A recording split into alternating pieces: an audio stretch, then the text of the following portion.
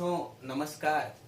अपन देख रहे हैं एनसीईआरटी पर आधारित सामाजिक विज्ञान कक्षा 7 से संबंधित पुस्तक नंबर 3 का अध्याय पर्यावरण की चर्चा कर रहे हैं। इस अध्याय के अंतर्गत अपन देखेंगे कि पर्यावरण का अर्थ क्या होता है। पर्यावरण के घटक। पर्यावरण के दो प्रकार के घटक होते हैं बच्चों। कौन कौन से?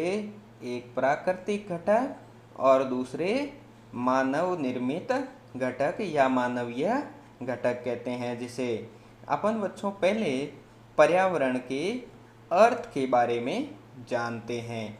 पर्यावरण का मतलब होता है परिधन आवरण, अर्थात परि का मतलब अपने चारों ओर और आवरण का मतलब चारों ओर का परिदृश्य, अर्थात एक मानव के या एक प्राणी के चारों ओर जो भी वस्तुएं, स्थान और पादप जीव जंतु अर्थात जैविक और अजैविक घटक पाए जाते हैं, उसे पर्यावरण कहा जाता है।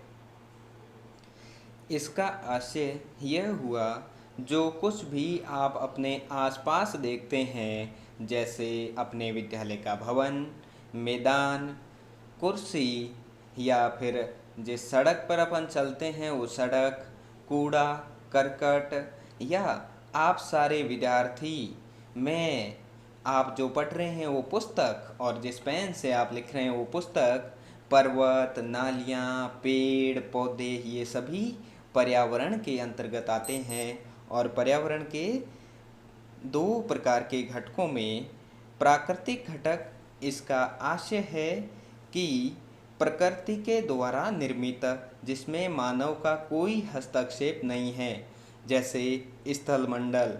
स्थलमंडल के अंतर्गत वह क्षेत्र जो हमें वन, कृषि, मानव वस्तुओं और भूमि, घास, मैदान आदि के बारे में जानकारी मिलती है। जल मंडल जल के क्षेत्र को कहते हैं, जिसमें नदी, झील, समुद्र, महासागर आदि को शामिल किया जाता है।